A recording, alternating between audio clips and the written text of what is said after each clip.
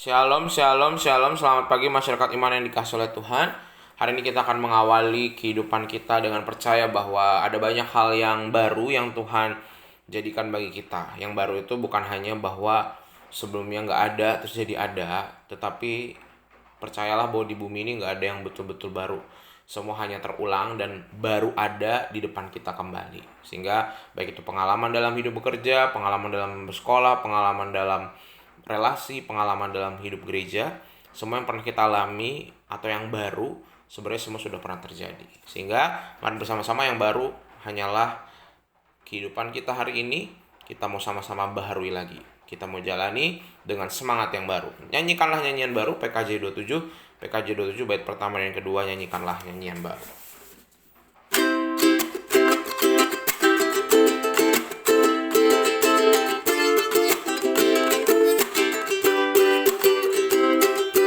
Nyanyikanlah nyanyian baru bagi Allah pencipta cakrawala. Asalah serafim kerubim, pujilah dia, besarkanlah namanya. Bersorak-sorai bagi rajamu, bersorak-sorai bagi rajamu. Puji dia wahai mentari, wahai bulan, sembahlah dia terus. Dan wahai bintang-bintang terang yang gemerlapan, muliakan penciptamu. Bersorak-sorai bagi rajamu, bersorak-sorai bagi rajamu. Kita berdoa. Tuhan, kami percaya bahwa hari ini Tuhan menjadikan hal-hal baru dalam hidup kami yang mungkin sebenarnya sudah pernah terjadi. Tapi biarlah Tuhan, kami mau jalani dengan semangat yang baru dan firman-Mu yang juga akan menopang kami. Hanya dalam nama-Mu kami berdoa dan bersyukur. Amin. Bapak Ibu Saudara, bersama-sama kita buka Ulangan 11 ayat 1-7. Ulangan 11 ayat 1-7. Ulangan pasal 11 ayat 1-7. Dengarkanlah sabda Tuhan. Ulangan 11 ayat 1-7. Dengarkanlah sabda Tuhan. Haruslah engkau mengasihi Tuhan Allahmu dan melakukan dengan setia kewajibanmu terhadap Dia dengan senantiasa berpegang pada segala ketetapannya, peraturannya, dan perintahnya. Kamu tahu sekarang kukatakan bukan kepada anak-anakmu yang tidak mengenal dan tidak melihat ajaran Tuhan Allahmu, kebesarannya, tangannya yang kuat, dan lengannya yang teracung. Tanda-tanda dan perbuatan-perbuatan yang dilakukannya di Mesir terhadap Firaun Raja Mesir dan terhadap seluruh negerinya. Juga apa yang dilakukannya terhadap pasukan Mesir dengan kuda-kudanya dan kereta-keretanya, yakni bagaimana ia membuat air laut teberau meluap meliputi mereka ketika mereka mengejar kamu, sehingga Tuhan membinasakan mereka untuk selama-lamanya. Dan apa yang dilakukannya terhadapmu di padang gurun sampai kamu tiba di tempat ini, pula apa yang dilakukannya terhadap Datan dan Abiram, anak-anak Eliab, anak Ruben, yakni ketika tanah mengangakkan mulutnya dan menelan mereka dengan seisi rumahnya, kemah-kemah dan segala yang mengikuti mereka di tengah-tengah seluruh orang Israel. Sebab matamu sendirilah yang telah melihat segala perbuatan besar yang dilakukan Allah. Bapak Saudara, akan sulit meyakinkan seseorang bila dia tidak pernah mengalaminya. Misal, wah kalau kamu udah sakit seperti saya, kamu pasti akan berubah juga. Terus orang yang sehat bilang, ah enggak lah, itu perasaan kamu aja. Atau kadang-kadang, harusnya tuh bisa seperti ini, kamu tuh sekeluarga walaupun anakmu sepertinya begini. Terus pasti orang bilang, kamu mah belum ngerasain, jadi kamu cuma bisa komentar. Sehingga kadang-kadang ya kalau orang komentar di sosial media gitu ya, kadang orang-orang tuh gak memahami betul apa yang dialami oleh orang lain. Dia hanya menduga, mengira.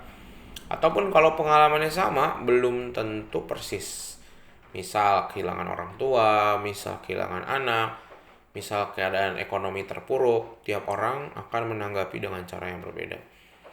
Nah, ini juga yang terjadi dalam kehidupan umat. Bapak Saudara, Musa mengenal kecenderungan hati orang Israel yang mirip dengan manusia lain pada umumnya.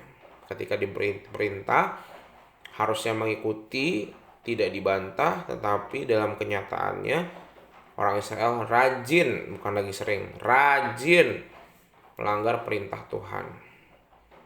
Dan Musa itu menjadi generasi yang melihat bahwa kita tuh harus menjadi orang-orang yang sungguh-sungguh setia kepada Tuhan.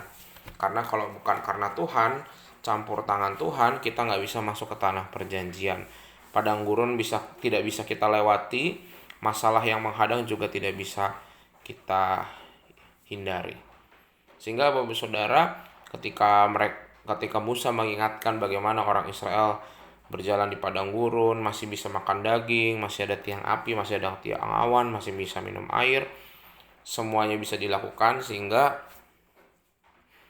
umat diingatkan betapa Tuhan itu dahsyat. Jadi mengingatkan kembali pengalaman beriman.